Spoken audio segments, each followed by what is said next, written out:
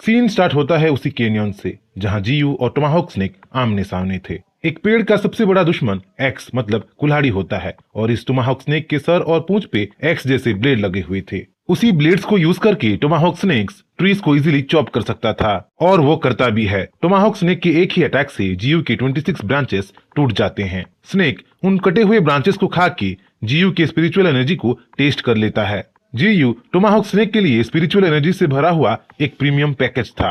अपने रूट्स को एनहांस करके जीयू टोमाहॉक स्नेक का सामना करता है। उसके एक्स जैसे सर के अटैक को ब्लॉक करता है क्योंकि स्नेक का साइज जायंटिक था और उसके अटैक्स के इम्पैक्ट भी जोरदार था। स्नेक और जीयू दोनों लेवल 9 के थे, पर स्नेक पे अपर हैंड पाने के लिए जीयू इवोल्यूशन पॉइंट को यूज करके अपने रूट्स को एक के बाद एक इवॉल्व करने लगा था। सारे इनहेंस रूट को यूज करके जीयू टोमाहॉक स्नेक को बांध देता है। स्नेक को जकड़ के अपने ड्रिलर जैसे रूट से स्नेक के पेट पे हमला करने लगता है। स्नेक थोड़ा बहुत वुंडेड तो होता है, पर उसका घाव इतना क्रिटिकल नहीं था कि स्नेक वहीं मर सके। टोमाहॉक स्नेक और जीयू अब बराबरी की दुश्मन बन चुके थे, पर जीयू टोमाहॉक स्नेक को अपने एरिया में टॉलरेट नहीं करने वाला था। हर एक रूट से, हर एक ब्रांचेस से जीयू स्नेक पे हमला कर करके उसे वहां से भागने पे मजबूर कर देता है। स्नेक तो चला जाता है, पर फोर्सिबली अपने रूट्स को स्ट्रेंथनिंग करने के वजह से जीयू का कोर क्रैक हो जाता है। जीयू को इस हालत में देख उसके पेट्स मतलब फॉल्कन और म्यूटेंट रेड फॉक्स उसके पास चले आते हैं। जीयू अपने पेट्स को दिलासा तो देता है, पर अंदर ही अंदर उसे अच्छी तरह से पता था कि टोमाहॉक स्नेक उसकी स्पिरिचुअल एनर्जी को टेस्ट कर चुका था। भले ही स्नेक अभी के लिए चला गया हो, पर वो वापस जरूर आएगा और उस टाइम जीयू शायद इतना लकी ना हो। उसे अपने आप को ज्यादा स्ट्रॉन्गर बनाना पड़ेगा, उसे अपने आप को इवॉल्व करना पड़ेगा। तभी उसे एक नोटिफिकेशन आता है। 10 इवोल्यूशन पॉइंट यूज करके वो फर्स्ट ऑर्डर में प्रोमोट हो सकता है। यहाँ हमें पता चलता है कि मॉन्स्टर जितना ज्यादा हायर ऑर्डर में होंगे उतना ही ज्यादा स्ट्रॉन्गर होंगे, क्योंकि जीयू श्योर था कि मॉन्स्टर्स उसके ऑरा से अट्रैक्ट होकर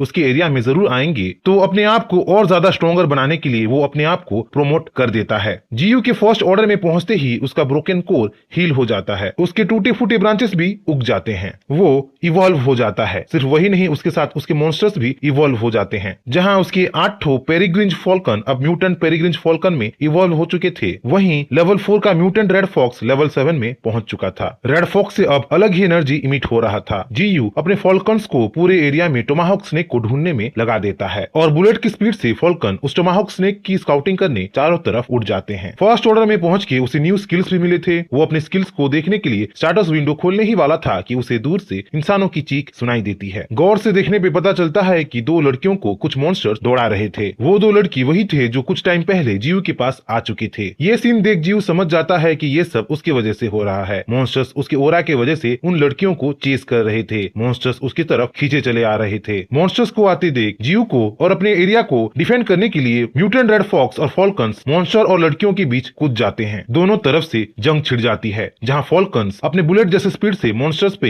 हवाई हमले कर रहे थे, वहीं म्यूटेंट रेड फॉक्स अपने क्लॉज और दांतों से एक मॉन्स्टर को वहीं खत्म कर देता है। ये सब देख लड़कियां खुश हो रही होती हैं। लड़कियां सोच रही होती है कि रेड फॉक्स और फॉल्कन्स उनको बचा रहे हैं, पर जैसे ही उनको पीछे से पेड़ बोलते हुए और हिलते हुए दिखता है, वो वहीं बेहोश हो जाते हैं। रेड फॉक्स और फॉल्कन्स को पीछे हटने को बोल जीयू खुद लड़ाई के मैदान पे उतरता है। वो अपने टेंटाकल्स जैसे रूट से सारे मॉन्स्टर्स पे एक साथ हमला कर देता है। कहीं जीयू हिप्पोस को मार के 50 इवोल्यूशन पॉइंट्स पाता है, तो कहीं म्यूटेंट रेड्स को मार के 20 इवोल्यूशन पॉइंट पाता है। कहीं राइनो को मार के 30 इवोल्यूशन पॉइंट पाता है, तो कहीं जिराफ को मार के 20 इवोल्यूशन पॉइंट पाता है। कहीं वाइल्ड बोर को मार के 10 इवोल्यूशन पॉइंट पाता है, तो कहीं म्यूटेंट बोर को मार के 20 इवोल्यूशन पॉइंट पाता है। जीयू के रूट्स अब इतने एजाइल और पावरफुल हो चुके थे कि सुपर फास्ट बैट भी जीयू के रूट्स के सामने टिक नहीं पाता। वो गिने चुने स्ट्रॉन्ग मॉन्स्टर्स को छोड़ सबको मार देता है और इवोल्यूशन पॉइंट पाता है। गिने चुने स्ट्रॉन्ग मॉन्स्टर्स जो जीयू के अटैक को सह लिए थे। मॉन्स्टर्स जैसे कि कुछ वुल्फ्स, एक क्रेन, एक मंकी, एक काव और एक हनीपॉट पैजर। क्योंकि ये मॉन्स्टर्स स्ट्रॉन्ग थे और यूजफुल थे, जीयू उन्हें ब्रांचेस से बांध के रखा था। मॉन्स्टर्स से निपटने के बाद जीयू का मेन प्रॉब्लम ये 2 लड़कियां थी। जीयू अगर उन 2 लड़कियों को जाने दिया तो सब लोग उसके बारे में जान जाएंगे, और अगर मार दिया तो विलेजर्स 2 लड़कियों को ढूंढते ढूंढते एक टाइम जीयू के एरिया में पहुंच जाएंगे। विलेजर्स को उसके बारे में पता चल गया तो मिलिट्री वालों को भी पता चल जाएगा और मिलिट्री वाले उसको टेस्ट सब्जेक्ट बनाने के लिए लैब में ले जाएंगे। उसे एक्सपेरिमेंट्स करेंगे या किसी बोटानिकल गार्डन में कांच के अंदर सजा के रख देंगे। इन सब सिचुएशन से बचने के लिए जीयू कुछ और करने की सोचता है, कुछ ऐसा जिससे किसी का नुकसान ना हो।